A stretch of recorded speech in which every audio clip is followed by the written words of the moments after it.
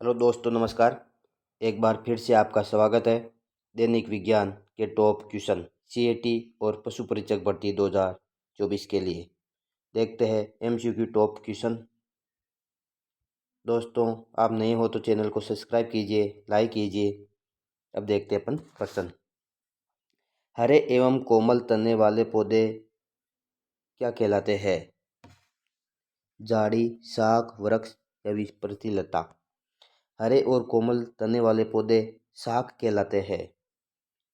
अगला, पौधे का कौन सा भाग मिट्टी के अंदर होता है? ये सभी को पता है। क्या हो रहता है? जड़ें, तना, पत्ती, पुष्प। तो इसमें क्या रहेगा? जड़ें। मिट्टी के अंदर कौन सा रहेगा? जड़ें रहेगी। अगला क्वेश्चन है, निम्न में से कौन सा स्त्री केसर का भाग नहीं है? स्त्री केसर का भाग कौन सा नहीं है? वर्तिका, वार्तिका, परागकोश, अंडाशय। स्त्री केसर के भाग कौन सा नहीं है पूछा है, तो इसमें परागकोश नहीं है, बाकी सब ये स्त्री केसर के भाग है। वर्तिका, वर्तिकाग्र, अंडाशय ये सभी। बाकी परागकोश इसका नहीं है, तो इसका उत्तर होएगा नहीं है पूछा है अपन को, तो ये परागकोश होगा। अगला क्वेश्चन है, अंडाशय में पाई जाने वाली छोटी छोटी गोल संरचनाएं क्या कहलाती है? जो अंडाशय में पाई जाती है वे छोटी छोटी गोल संरचनाएं क्या कहलाती है? तो ये कहलाती है बीजांड कहलाती है। अगला क्वेश्चन है, निम्न में से किसमें मूसला जड़ पाई जाती है? मूसला जड़ किसके अंदर पाई जाती है? मूली में, गाजर में, चना में। तो किसमें पाई जाती है? सभी के अंदर मूसला जड़ पाई जाती है। मूली में, गाजर में, चना के अंदर, सभी के अंदर मूसला जड़ पाई जाती है। अगला है, पत्ती के चपटे हरे भाग को क्या कहते हैं? जो ये चपटा भाग होता है ना, ये पत्ती का हरा भाग होता है, इसको क्या कहा जाता है? तो इसे क्या कहा जाता है? फलक कहा जाता है। फलक। पत्ती के चपटे हरे भाग को क्या कहा जाता है दोस्तों? फलक कहा जाता है।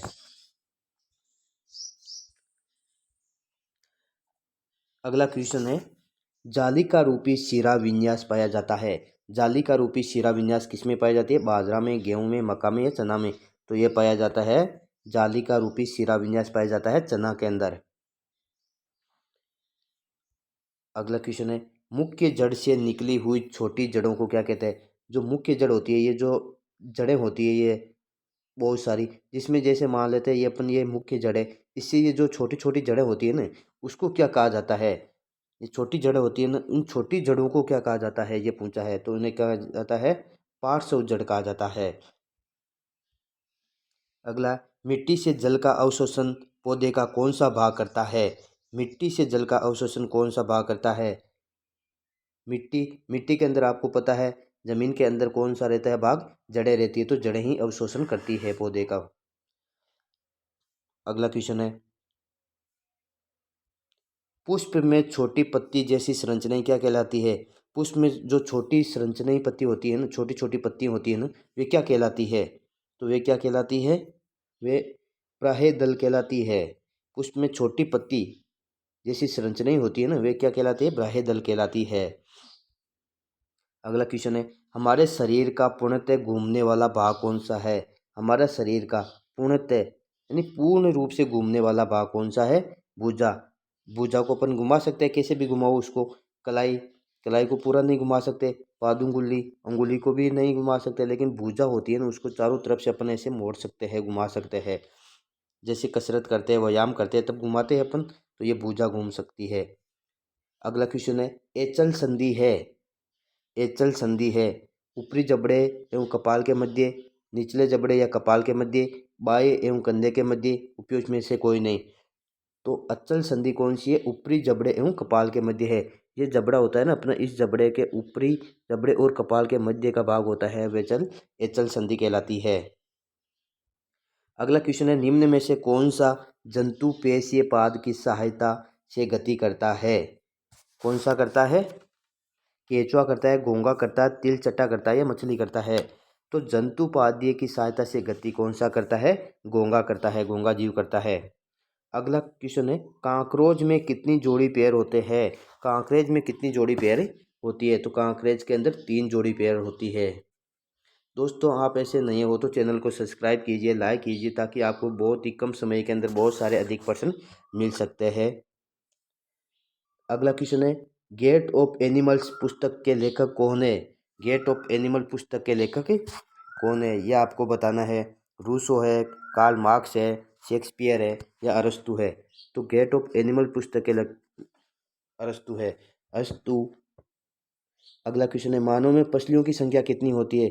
मानव में पसलियों की संख्या कितनी होती है? 9 जोड़ी होती है, 11 जोड़ी होती है, 12 जोड़ी होती है या 10 जोड़ी होती है? तो इसके अंदर कितनी जोड़ी होती है? 12 जोड़ी होती है। मानव में पसलियों की संख्या 12 जोड़ी होती है। 6 एक तरफ, 6 एक तरफ, तो 12 जोड़ी हो गई। अगला क्वेश्चन है, गमन में सहायक छोटे छोटे सुख किस जंतु में पाए जाते हैं? किस में पाए जाते हैं? केंचुए में पाए जाते हैं। गमन में सहायक छोटे छोटे सुख होते हैं ना, वे किसमें? केंचुए में पाए जाते हैं। अगला, गर्दन तथा सिर में कौन सी संधि जोड़ती है? गर्दन और सिर के अंदर कौन सी संधि जोड़ती है हमें आपस में? जैसे ये गर्दन और ये सिर हो गया अपना, तो इसके अंदर कौन सी संधि आपस में जोड़ती है? वह संधि कहलाती है दुरांग संधि। दुरांग संधि कहलाती है। कौन सी संधि? दुरांग संधि कहलाती है। किस प्रकार की संधि के अंदर कटोरी रूपी गुहिका पाई जाती है?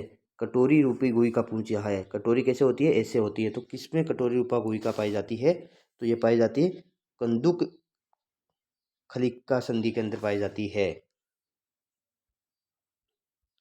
अगला क्वेश्चन है, हिंज। हिंज कहा जाता है कब्जा। हिंज संधि उपस्थित किसमें होती है? हिंज संधि किसमें होती है? गर्दन में, सिर के मध्य, कंधे में, हाथ के मध्य, घुटने में, ऊपरी जबड़े एवं कपाल के अंदर। तो हिंज कब्जा किसके अंदर होता है? वह होता है घुटने के अंदर होता है। संधि उपस्थित होती है घुटने में। अगला क्वेश्चन है, पुरी के समुद्र तट पर पाए जाने वाला वृक्ष क्या कहलाता है? तो क्या कहलाता है? पुरी उड़ीसा के अंदर है, पुरी क्षेत्र, उसके समुद्र तट पर पाए जाने वाला वृक्ष क्या कहलाता है? वृक्ष पूछा है तो नीम, बबूल, अनार ये नहीं पाया जाता। समुद्र तट पर लगभग आपको ऑप्शन देकर ही पता लगा देना चाहिए कौन सा? खजुराइन न पाया जाता है। निम्न में से रेगिस्तान का जहाज कौन सा जीव कहलाता है? रेगिस्तान का जहाज ये तो सबको पता है, किसको कहा जाता है? ऊंट को कहा जाता है। अगला क्वेश्चन है, कंप्लीट नॉनसेंस कविता के लेखक कौन है? कंप्लीट नॉनसेंस कविता के लेखक कौन है? तो इसके लेखक है एडवर्ड लियर। एडवर्ड लियर इसके लेखक है। अगला क्वेश्चन है, निम्न में से निर्जीव है जल, छत्रक, खाई या कीट? तो कौन सा है? निर्जीव। निर्जीव इसके अंदर जल है। जल एक निर्जीव है, लेकिन लोगों को सबको सजीव बना देता है। ये याद रखना अपने को। निर्जीव कौन सा है? जल निर्जीव है लेकिन सजीव बना देता है। मतलब जैसे अपन जल के बिना जीवन नहीं हो सकता, तो इसीलिए जल एक निर्जीव है, लेकिन अपन उसको पीते हैं तो सजीव बन जाते हैं। अगला क्वेश्चन है, स्क्विड किस आवास में पाए जाते हैं? स्क्विड किस आवास में पाए जाते हैं? तो ये समुद्री आवास में पाए जाते हैं। दोस्तों, चैनल को लाइक कीजिए, कमेंट कीजिए, शेयर कीजिए। अगला क्वेश्चन है, जैव घटक नहीं है। कौन से में जैव घटक नहीं है? वायु, जंतु, पौधे, सूक्ष्म जीव, किसमें जैव घटक नहीं है? तो वायु के अंदर जैव घटक नहीं होते हैं। अगला क्वेश्चन है, नागफनी पाया जाता है। नागफनी कहाँ पाया जाता है? नागफनी ये सबको पता है, राजस्थान के अंदर पाया जाता है। एक झाड़ी होती है नागफनी, जो कंटीलेदार होती है नागफनी की। इसमें चारों तरफ से कांटे होते हैं, इसे नागफनी कहा जाता है। अगला क्वेश्चन है, याक किस प्रकार के आवास में रहने हेतु अनुकूलित होता है? याक अपन को पता है मरुस्थलीय आवास में याक होता नहीं है, जलीय आवास में भी नहीं होता है, घास स्थल में नहीं होता है, तो यह होता है पर्वतीय आवास में याक होता है। अगला, किस पौधे की पत्तियां छूने पर अचानक सिकुड़ जाती है? एक पौधा होता है जो जिसकी पत्तियां अपन छूते हैं, तो वह पौधे की पत्तियां क्या हो जाती है? छूने पर अचानक सिकुड़ जाती है। उसे क्या कहते हैं? गुल मेहंदी कहा जाता है। अपन कहते हैं उसको छुई मुई के नाम से जाना जाता है, लेकिन यहाँ पर यह कहता है गुल मेहंदी पत्ता होता है जिससे अचानक सिकुड़ जाती है पत्तियां। अगला क्वेश्चन है, जलीय आवास नहीं है। निम्न में से जो जलीय आवास इसमें नहीं है, दलदल, झील, वन, समुंदर। तो समुंदर और झील तो वैसे भी जलीय आवास है। वन इसके अंदर नहीं है, क्योंकि दलदल में भी आधा जल होता है, आधा ऐसे दलदल जैसा पाया जाता है। तो इसके अंदर कौन सा आएगा? वन नहीं है। वन जलीय आवास नहीं है। दोस्तों, चैनल पर नए हो तो आप चैनल को सब्सक्राइब कीजिए, लाइक कीजिए। दोस्तों, धन्यवाद। इसी तरह आप बने रहिए हमारे साथ, आपको बहुत सारे पर्सन मिलेंगे। धन्यवाद दोस्तों।